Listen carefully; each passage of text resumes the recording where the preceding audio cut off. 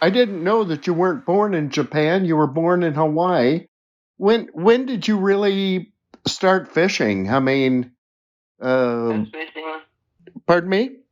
You're talking about bass fishing? Well, any kind of fishing. Well, that's what I was going to tell you. My parents were immigrants from Japan, and they spent 20 years when I was born in Hawaii and wanted to go back to Japan. So they wanted to earn some extra money, and they started, they leased some land to earn some extra money to go back to Japan to visit their relatives. Mm-hmm. And I was 3 when my brother was born, and my parents were going out to the country, and they drugged the whole family out there. And all the older siblings, they had to work on the farm. And what do you do with a 3-year-old? You throw them out. Okay. The thing I think about now is that, my mother should have been thrown in jail. She would have been in jail today because you can't do that to a 3-year-old child. But I guess in her mind, the country was a safe place. And so by the time I was 3.5 and 4 years old, I was digging my own worms. And I didn't have to dig. These people had some anthurium plants. And I found that all I had to do was turn over each of these pots, and there was a worm under each one of them. Hey, I love it. Now, this was in Hawaii then, or? Yeah, in Hawaii. Okay. And basically, I was 3.5, 4 years old, and every weekend when we go to the country, my mother would throw me out, and she had to take care of my brother who was just born. Okay. So it was I just started roaming around, going to the rivers to fish, and I learned to fish by myself. And I know it was before I was 5 years old, because when I went to kindergarten, the other kids ruined my life, There's boogeyman out there in the woods and everything else. And up to that time, I had no fear of going out to the pasture and going through the pasture down to the river. That is funny. Now, when did you start bass fishing? I didn't really start bass fishing till I was till 1975. 1970. And how did that come about? Well, basically, after college, I was in. Well, if you need a little bit more history, when I went up to college when I was 18 or so, I went to junior college, and at that time it was the big problem was the Vietnam War. Right. And so I was going to be drafted. I didn't want to be drafted and being shot at, and so I joined the Air Force. Oh, okay. I spent 4 years in the Air Force and became a medical X-ray technician, and I felt that was going to be safer for me than trying to carry a gun and go shooting people. Yeah, I hear you. I spent 4 years in the Air Force, and then after I came out of the Air Force, I went back to college to try to get my bachelor's degree, and that was in Los Angeles. And the next thing I was after I graduated from college and got my bachelor's degree, I was in Los Angeles, and at that time I had 2 little boys, and I said, I don't want to raise my kids in Los Angeles. So fortunately, I had saved some money, and I had bought a home between 1968 and the 70s. In 5 years, my home that I bought for $30,000 was worth $60,000. I made a $30,000 profit. I said, if I put this money into a business, I might be able to move out of Los Angeles area. So that's what I did. Okay. Was it a fishing business or? No, I bought a campground in Page, Arizona. Oh, I see. Okay. Well, when did you ever move to Japan? Or? No. Okay. So you've always lived in the United States. Where are you living now, Gary? Right here in Texas. Okay, in Texas. Okay. When did you get serious about your bass fishing? I mean, when did you start fishing tournaments or whatever? Basically, after I got to Page, Arizona, and my kids were growing up, and my business was doing okay in the campground, I bought a boat and was fishing on weekends at Lake Powell. Oh, okay. And that's where basically I learned how to fish for bass. Okay. And at that time, I wanted some grub, and the only kind of grubs I could find was the Mr. Twister grubs, and they had a black, white, and a chartreuse. And I said, gee whiz, I'd like to get a few more colors. And so I called Gene, and he says, oh, sure, I'll make you anything you want. Only thing you have to buy 5,000 of each color. Okay. And what am I going to do with 5,000 of each color that I ordered? So that was serious enough. I bought 25,000 grubs. Oh, geez. And I started filling at the campground and fishing with it and developing a technique of fishing with the little grubs. And I was catching bass and walleyes and whatever else we had in the lake. So was that Lake Powell or was that another? That was Lake Powell. Lake Powell. Okay. Okay. So you became adept at using light line techniques and that type of thing. Then I take it. Yeah, basically that's what I did, and then I started selling some of my grub in Los Angeles, San Francisco, and West Coast, and then I got involved in that. I started fishing Western bass. It was the Western Outdoor News that had started a circuit out west. Okay. And so I was advertising in the Western Outdoor News, and distributors out of Japan got a hold of me, and I picked up 2 distributors. The bass fishing was at its infancy, or just starting in Japan. So basically, they picked me up because, hey, got a Japanese guy selling bass fishing lures. So now these lures were made by Gene LaRue? Originally. Okay. Then after a couple of years, I was developing my own line of bait, and that's when the hula grubs came into existence. I was buying Twin Tees skirts and double tail skirts from Twin Tees, and the grubs were from was from Gene LaRue. Okay. And the uniqueness of Gene LaRue was that he was putting salt in his bait, and I believed in it. So that's why I continued to buy Gene LaRue products. Do you remember a grub that Gene LaRue made called the Swimming Minnow? No. To this day, it's my favorite grub. It's a sassy shad type thing, but a real slender bait with a unique movement on the tail, and it's a heck of a bait. I used it yesterday and caught quite a few bass. But it's a heck of a bait. He made, Gene LaRue made mostly bass baits, but this was one crappie bait that he made. And I knew Gene at the time, and he gave me a bunch of them, and I'm still using them. But anyway, that's kind of that story. When did you start making your own baits then, Gary? About a year after I started with Gene LaRue, buying Gene LaRue products and Twin Tees products. That's when Mr. Twin Tees company that I was buying the skirts from went out of business. They gone bankrupt. Okay. What was that called? Twin? What's that? Twin Peas or? Yeah, Twin Tees. Okay. Twin Tees was a West Coast company. He had his own injection equipment. He made worms, and he had spinnerbaits, buzzbaits, the skirts that I still use today. And he went bankrupt, so I had to buy his company in order to stay alive. Okay. I'm sorry. Is P is in Paul or T is in Tom? Tom. T. Okay, twin T's. Okay.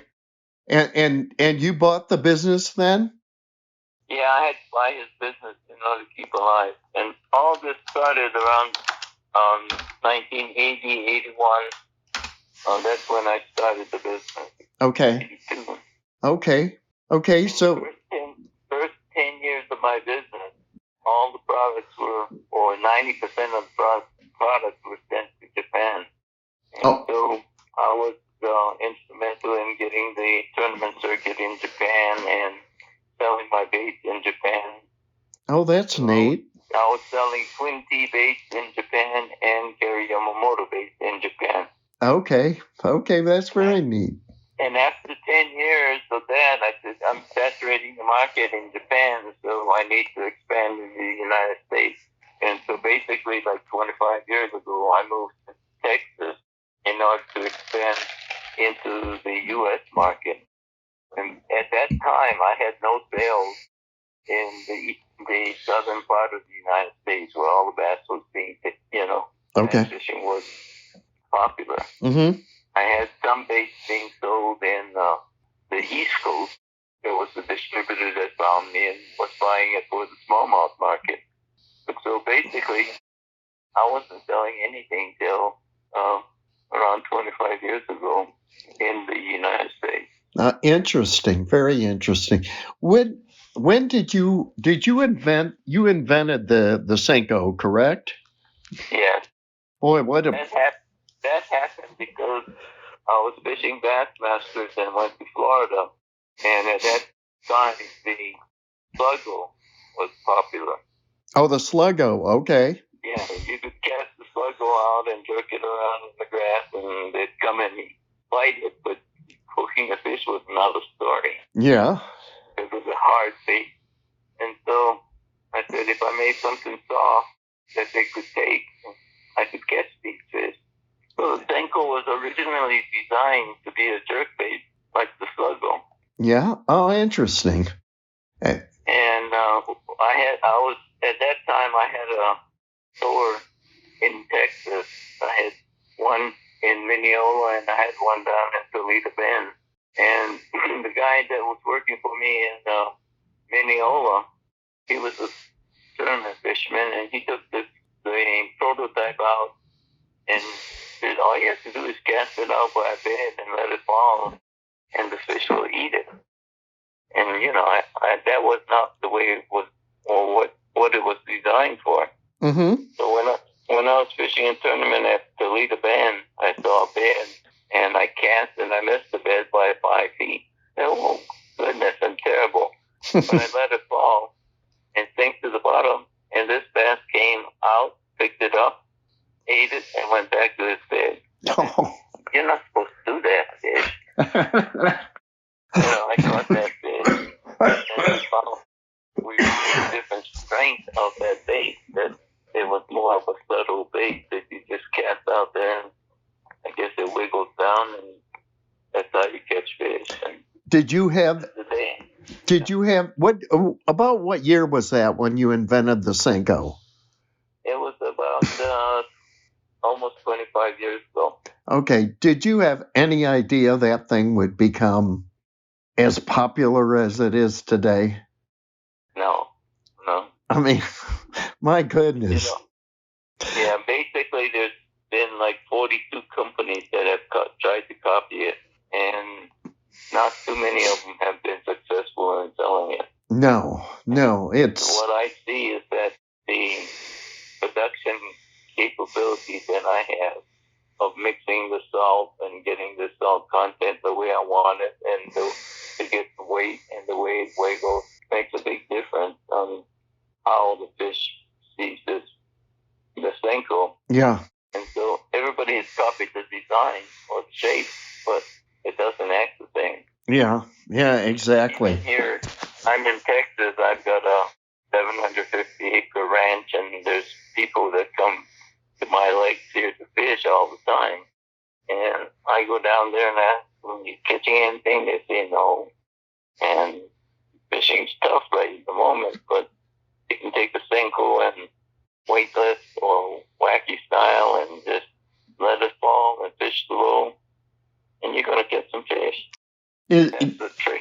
yeah, Gary, is that that's the beauty of that bait is that it appeals to fish even when they're in a neutral or negative mood, doesn't it? I mean, just the way it flutters down, or what? I guess, the thing is, I'll tell you a cute story. I used to guide down at Lake Baccarat, Mm-hmm. and I got a husband and wife that came down to Baccarat, and I guided them for fishing for about 3 days, and my current wife was with me, and this guy's wife had never fished before, but he was up front fishing, casting to every spot that he could think of that would hold fish, and his wife was with my wife back then and in the back of the boat, and my wife would try to show her how to cast, and she'd cast, and we just let the line out behind the boat. She caught all of the big fish. 7, 8, 5, 6s. Wow. I never caught a 5-pound fish. Wow. That is something. Now, let me get this straight. So you were guiding, and your wife was in the back of the boat with this woman kind of showing her how to use the Senko? Yeah, just casting it back there and not doing anything, letting me drag that Senko around. That is crazy. Gary, I mean, when you're you don't fish tournaments anymore, do you, or do you? Yes, I do. Do you? Okay. FLW just called me and said, we gotta have you back again. I said, I was gonna quit. So major league fishing, then, I take it? Yeah, major league fishing, but the FLW side of it. Yeah. Has the Senko been your go-to bait in a lot of bass tournaments? Well, quite a few years now. There's, different techniques of fishing the Senko, and I tell these people that come to my ranch here, I said, you got to fish it slow. But bass fishermen don't fish slow. Yeah. And so they don't catch anything. But like the story I told you, that lady just dragging this Senko behind the boat, she caught all the fish. Interesting. And I can go down to my pond and just cast the Senko out, let it fall, pick up the rod, move it 2 or 3 feet, let it fall again, and I can catch 10 fish in an afternoon, or more than that. Huh. People that come here to fish, they're trying to throw crankbaits and whatever have you, and the fish won't bite it. Yeah. Do you think the Senko just kind of teases the fish into?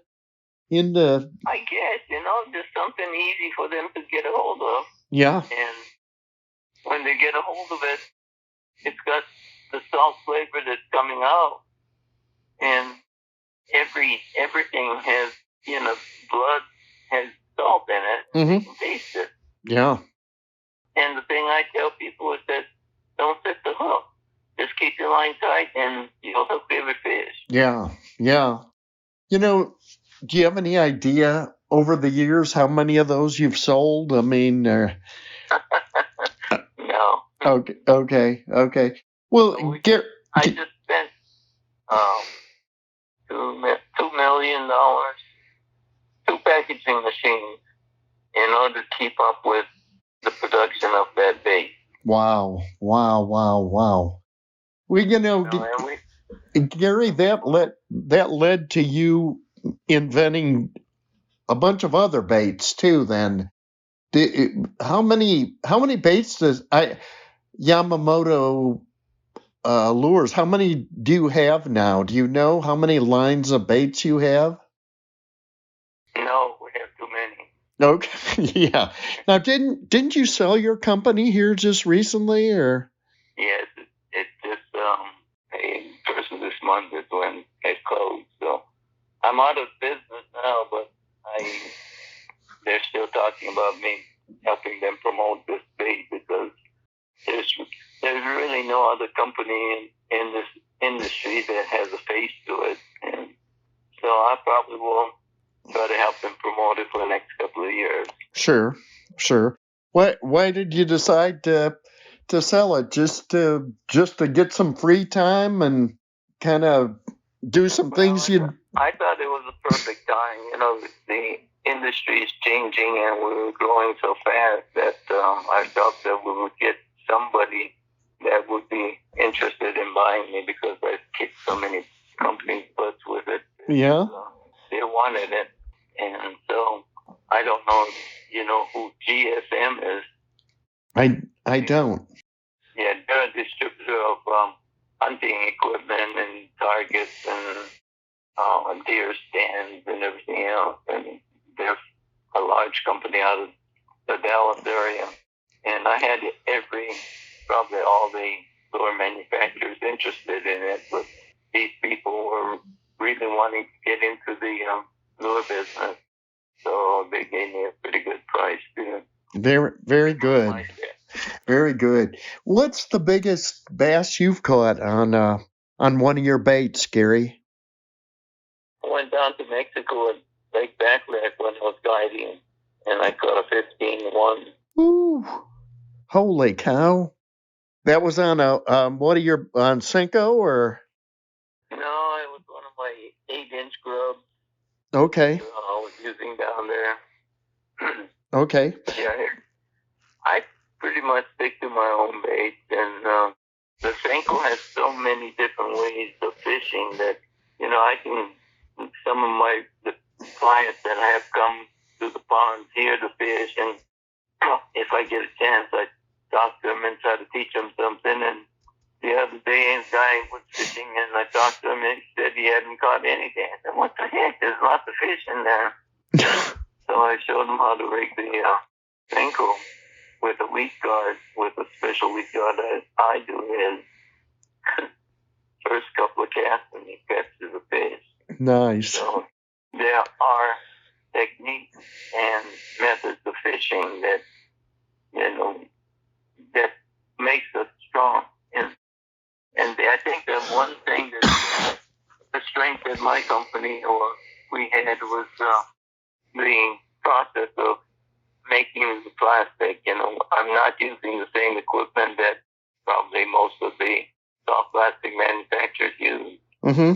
Twin Peas was a company out of the West Coast, and the guy that I bought it from had designed his own equipment, and I just improved on his equipment, and so I can put however amount of salt I want in the bait, and however soft I want it. And we use a different type of plastic. We mix our own, and we're not buying the pre-mixed. Okay. How long into the season will you use like some of your plastic baits? Like say here in Missouri, it's starting the water temperatures in about the mid-50s. How far down is a Senko effective? I mean, is it effective down to 50 or lower than that? Water temperature. I don't think it matters. Okay. You're going bass fishing and fish it right. I think you can catch fish any time of the year. Okay. Okay. Even in the wintertime then, huh? I think so. Yeah. Yeah, that's cool. That's very cool. Well, the thing is that I like to say I use the Senko quite a lot in different ways, and I'll put a solder, a 1-inch piece of solder, and stick it into the heavy side of the Senko, and I'll put a screw lock. The owner makes the screw lock. Okay. Okay. I'll put it in the thin side of my Senko, and I'll just throw that under both valves or on ledges and just let it fall, pick it up, let it go back down, and so you can fish that quite deep if you want it. And it still falls freely. Okay. Okay. Very good. Very good. What does Senko stand for actually? My son selected that name, and it means something like a flash. A flash. In Japanese. And, I didn't name it. My son named it. That's neat. I don't care what it's called, And that it's whatever it is, it's a household name now. That's for sure. You've gotten such a reputation for the Senko. What other bait? You surely don't throw that all the time. What are some of the other baits that you throw that you catch fish on? Well, I told you about the hula girl. Is it fun for you to catch big bass on lures that you designed yourself, or? Well, the thing is, I'm not particularly targeting big bass. No. I'm targeting fish. Right. As long as I can catch fish, I'm happy. And some of these people, they think they can come down to my ranch here, and we've got 13-pound, 14-pound fish, and they've been caught once in a while, but it's not that easy to catch a big fish. But it's more fun to be consistent and catch fish. Right. And so that's what I do. I don't target big fish, and in tournaments, I'm trying to catch a limit of fish first, and then if I'm lucky enough to catch big ones, that's good too. Sure, exactly. What is your best moment in a tournament that you can remember? In 1995, I won the U.S. Open. Okay. And at that time, I was selling products in Japan, and in Japan, I found the fluorocarbon line. And one of the things that I found out was that the fluorocarbon line was almost invisible in the water. So in 1995, when I was fishing the U.S. Open, I brought back 16 and 20-pound this fluorocarbon line, and I was fishing deep, like 20, 30 feet deep, with a football head in Lake Mead. And most of the other guys were fishing 6-pound test line and trying to catch those fish because the water was so clear there that you needed a thin line in order, for the fish not to see a line. Mm-hmm. At that time, I used 20-pound test line and one ounce football head jig, and I won the tournament. Well, interesting. 20-pound test line. So I brought this fluorocarbon line back in 1995 and started using it. So I've used the fluorocarbon line all of my career since 1995. Very neat. Do you in your developing allures and stuff? I mean, how is Japanese bass fishing different than ours? I mean, what? Well, when I first went over there, all they were trying to design was hard bait, jerk bait, pretty colors, crankbaits, what have you. And they were buying some of the other, mist twisters and some of that type of plastics were being brought into Japan. But in Japan, there were so many fishermen that you needed some type of technique that was going to be different. You can always take a jerk bait or a crankbait and throw it all day and you might catch a few fish. But in order to tournament fish, you had to develop your own specialty methods of fishing. Mm-hmm. And so one of the strong baits that, like the small worms, were very popular because there were so many fishermen that the fish did not want big products. They wanted little products, little worms or little grubs. And so it fit right into my designing baits. And so I sold a lot of grubs in Japan. I sold a lot of small worms, like 4-inch worms. Mm-hmm. Twin T's had a curly tail worm, a 4-inch and a 6-inch. And so I sold those. And I was in Japan fishing a tournament there, and the doggone curly tail worm would get stuck in the grass. So what I did was I cut the tail off. No. That's what started my cut tail worm. That is interesting. Is there bass fishing? I've heard they have a lot of smaller lakes, don't they? I mean, do they have real large reservoirs like we do, or? Yes, they have a huge one in the southern part of Japan. Okay. And that area is still popular. But some of the small lakes that put the plastic baits off limits, so they can't even use the soft plastic. You're kidding. Oh, wow.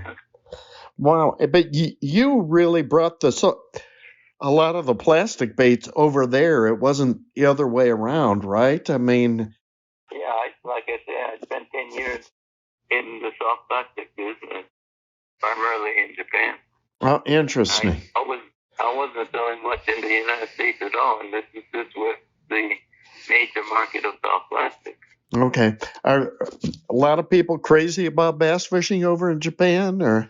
They used to be, but I think it's losing popularity because of the restrictions that are being put on lakes and ponds and what have you. That they can't use soft plastic, they can't do this, and Huh. it's just government regulations that's basically killing the market there. Oh, that's weird. Why did they ban soft plastics in some lakes? I mean, what, just too effective, or? So popular that they were losing, when you're fishing from shore, you lose your bait, and the whole shoreline was getting polluted with the plastic worms and hooks and what have you. I see. Very interesting. Gary, what do you envision for for your future? I mean, do you still want to fish tournaments, or? Nothing for me. What's that? Basically nothing for me. I'm out of the business, and I will help this company, GSM, to promote the products and give them advice as far as if they want it. And right now, I'm sitting in the back of my house, which overlooks my cattle, and so I'm into the Kobe beef business, and I have like 750 acres here in Texas, And you 500 animals out there. wow. So you have a cattle business, and then your ranch. Do you what, you just have people have like friends fish your lakes or something, or what? No, we charge people to come to fish. Oh, I see. And you've designed those lakes, I heard then, right? Yeah, some of them. There were five lakes here when I bought the place, but I built more. Okay. How many lakes do you have on the place? Well, once I finish it, I lost a couple of them this past winter, so I've lost three ponds really. Oh, okay. Okay, but yeah, there'll be about 10 when I get them all back. And like you said, some big fish in there, but you still got to finesse them, don't you? I think so. Yeah, that's great. Hey, Gary, I won't keep you. Let's see, Gary, how old are you now? I am 78 years old. 78. Wow. And you're living where is your ranch? What? In Texas. Yeah, what part of Texas? East Texas, about 100 miles east of Dallas. It's in Athens, Texas. Okay. Well, basically, my address is Palestine, Texas, but Athens is closer. Okay.